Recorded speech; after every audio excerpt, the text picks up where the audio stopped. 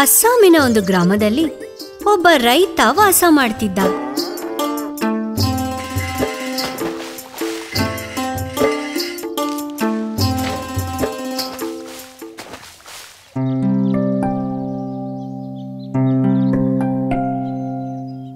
ಅಯ್ಯೋ, ಎಷ್ಟು ಬಿಸಿಲು!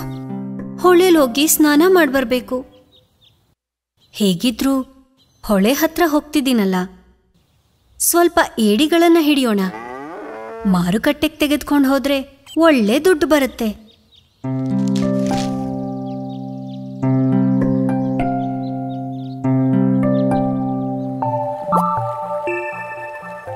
ತುಂಬಾ ನೀರಿದೆ.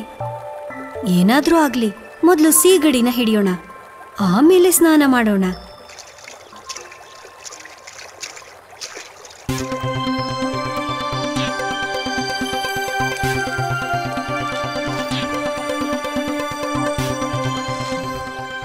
ಆದ್ರೆ ಮಧ್ಯಾಹ್ನವಾದ್ರೂ ರೈತನಿಗೆ ಸಿಕ್ಕಿದ್ದು ಬರೀ 4 ಏಡಿಗಳು. ವ್ಯರ್ಥವಾಗಿ ಹೋಯ್ತು. ನಾನು ಸುಮ್ಮನೆ ಕಷ್ಟಪಟ್ಟೆ. ಇನ್ನೂ ಸ್ವಲ್ಪ ಹೊತ್ತು ಈ ತೀರದಲ್ಲೇ ಮಲ್ಗೋಣ. ಆಯಾಸ ಸ್ವಲ್ಪ ಕಮ್ಮಿ ಆಗ್ಲಿ, ಆಮೇಲೆ ಸ್ನಾನ ಮಾಡೋಣ.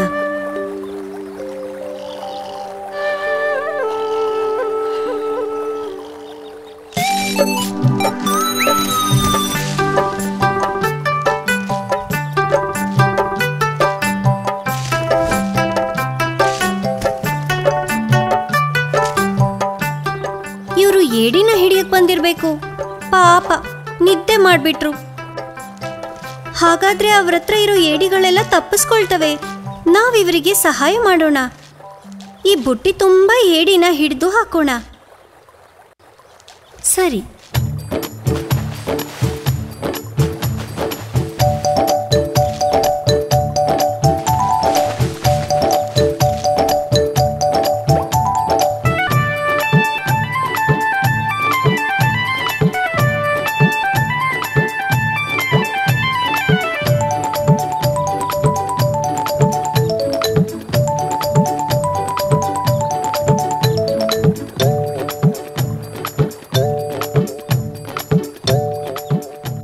ಇವಾಗ ಇವರನ್ನ ಏಳ್ಸೋಣ.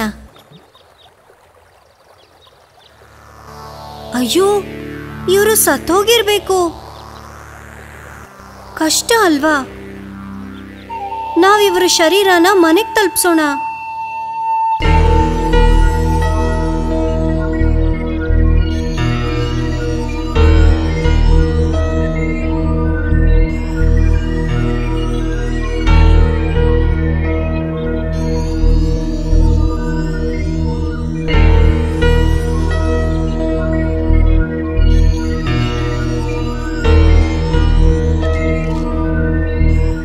ಸರಿ, ನಾವು ವಾಪಸ್ ಹೋಗೋಣ. ಗ್ರಾಮದ ಜನರು ಬಂದು ಇವ್ರನ್ನ ಕರ್ಕೊಂಡು ಹೋಗ್ತಾರೆ.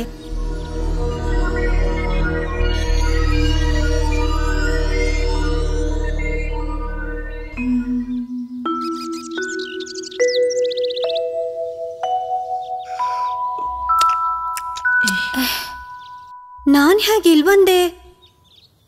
ನನ್ ಬುಟ್ಟಿಯಲ್ಲಿ ಹಾ, ಏನಿದು ಅದ್ಭುತ! ಬುಟ್ಟಿ ತುಂಬಾ ಏಡಿ ಇದೆ. ಇದು ಜಲದೇವತೆ ಆಶೀರ್ವಾದ. ರೈತನಿಗೆ ಬಂದ ಸೌಭಾಗ್ಯ ಊರಿಗೆಲ್ಲ ಹಬ್ಬಿತು.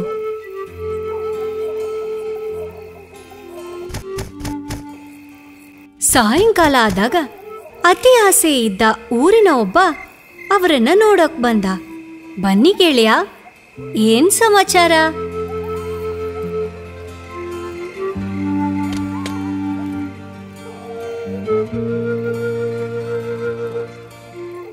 ಗೆಳೆಯ, ಹೇಗೆ ನಿನಗೆ ಜಲದೇವತೆ ಆಶೀರ್ವಾದ ಸಿಕ್ತು?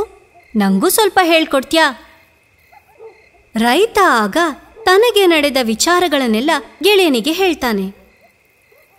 ಹಾಗಾದ್ರೆ ಅದಾ ಸಮಾಚಾರ? ಮಾರನೇ ದಿನವೇ ಅವನು ಮರದ ಕೆಳಗೆ ಬಂದು ಬುಟ್ಟಿ ಜೊತೆ ಮಲಗುತ್ತಾನೆ. ಸ್ವಲ್ಪ ಹೊತ್ತಾದ್ಮೇಲೆ ಕೋತಿಗಳು ಬರ್ತವೆ. ಅವು ಬುಟ್ಟಿ ತುಂಬಾ ಏಡಿಗಳನ್ನ ತುಂಬ್ತಾವೆ.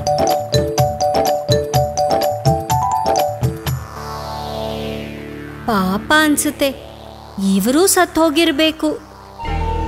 ಕೋತಿಗಳು ಅವನನ್ನ ಹೊತ್ಕೊಂಡು ಗ್ರಾಮಕ್ಕೆ ಹೊರಡ್ತವೆ. ಈ ಮನುಷ್ಯ ತುಂಬಾ ಭಾರ ಇದ್ದಾನೆ. ಹೌದು ಹೌದು, ಬೆಟ್ಟ ಹತ್ತುವಾಗ ಹುಷಾರು, ಇಲ್ಲಾಂದ್ರೆ ಅವನು ಕೆಳಗಡೆ ಹಳ್ಳದಲ್ಲಿ ಬೀಳ್ತಾನೆ. ಅಯ್ಯೋ, ತಪ್ಪು ಮಾಡ್ಬಿಟ್ನಾ? ಏನಾದ್ರೂ ಸರಿ, ಕಣ್ಣು ತೆಗ್ದೆ ಮಲ್ಕೋತೀನಿ. ಓಹ್, ನನ್ ಕೈ ನೋವ್ತಾ ಇದೆ, ನನಗೆ ಎತ್ಕೊಳಕ್ ಆಗ್ತಿಲ್ಲ. ಅಯ್ಯೋ, ನನ್ ಕಾಲ್ಗಳು ನೋವ್ತಿವೆ. ಮೋಸ ಹೋಗ್ಬಿಟ್ಟೆ.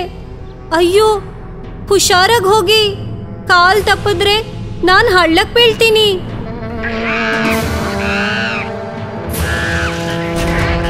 ಅಯ್ಯೋ,